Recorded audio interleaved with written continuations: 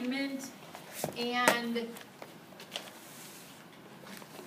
you're trying, now that we've talked about epsilon and delta, you're trying to read back through problem number 1 and identify in the problem what is representing your tolerance epsilon and what is representing your tolerance delta.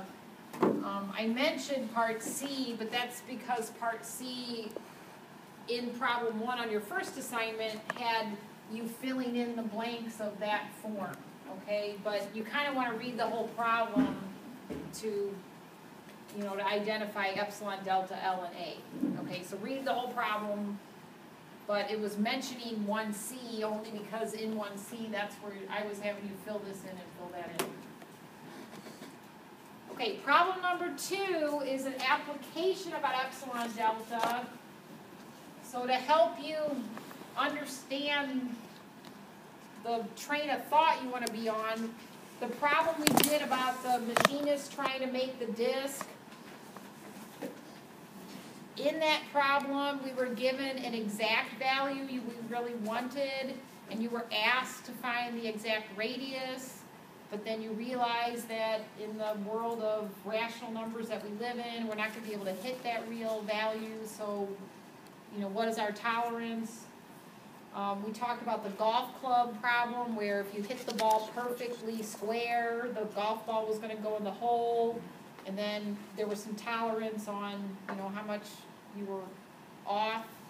Okay, so it's that kind of problem. You're going to be thinking through the same type of scenario. You're told that this guy wants the diamond to be 12 carats. Carats itself is not a volume. Okay, it can be related to a volume, and it does talk about how big the diamond is, but it's not a volume itself. So I can't plug it into my volume formula. So first, I have to convert carats to grams. All right, first I have to convert carats to grams, and you're told in the problem that a carat is how much grams? 200 milligrams. 0.2 grams. 0.2 grams, okay? So 0.2 grams is to 1 carat as X is to 12 carats. I mean, that technically is the proportion that you're setting up to solve. So 0.2 times 12 will equal 1 times X. And so we get 2.4, right? Mm-hmm. All right, so that's how many grams the diamond is. Grams is also not a volume. But we're told that diamond has a density of 3.52 grams per cubic centimeter. So if you have exactly 1 cubic centimeter, you have 3.52 grams. I have less than a cubic centimeter. So 1 cubic centimeter is to 3.52 grams, as X cubic centimeters are to 2.4 grams. So this technically is the proportion that you are trying to solve. So cross multiply, 1 times 2.4 is 2.4. And I'm ignoring the units at the moment, but, and then 3.52x, so 3.52 times x. So then 2.4 divided by 3.52 is your exact value. Okay, this is in cubic centimeters, all right? Because when I multiplied here, I got grams times cubic centimeters, but then I divided by 3.52 grams, and the grams cancel, leaving me with cubic centimeters. Volume's mass over So density. that is now my volume. I'm sorry, Josh, what? So volume's mass over density? Volume is mass over density. Yes. Yeah, because I guess, hang on, wait a minute. I have to think, I'm sorry, my brain is tired, I think about it. density itself is mass over volume, okay, so density is mass over volume, so volume is mass over density. So, yes, so you could just kind of, if you knew that. That's kind of how I started, but yeah, then no, I, that's fine, no, that's sure a I good way to got do it very too. far. Yeah, that's a good way to do it too. I'm sorry, was there another question? I was gonna suggest something. When you Yeah, get, on this one when you you get wanna leave units it. that I have, started. You want to leave it Like- as that because that's the exact. That's the name. So I started doing it, and I got to this, and it's like, A equals So, B over C, make a triangle.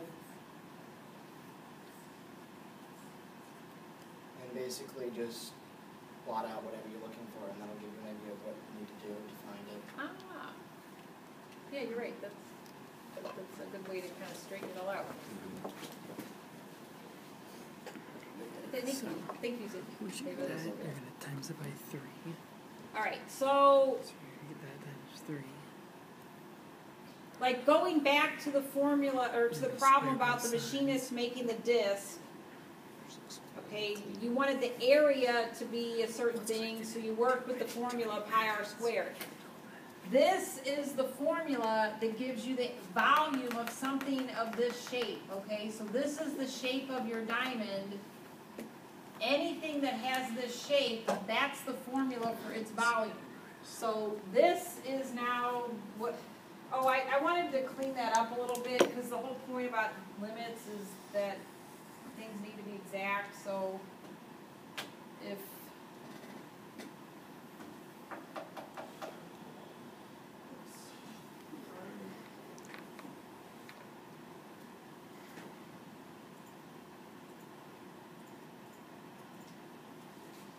okay, so 2.4 divided by 3.52, okay, gives me this messy decimal, but your calculator has this program called Frac.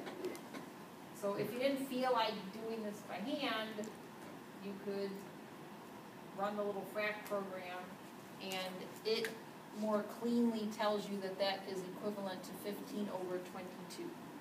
You hit math to get that? It's math, yes. Throw one in the fraction program, not always Wait, accurate. I'm sorry. Throw one in the fraction program is not always accurate.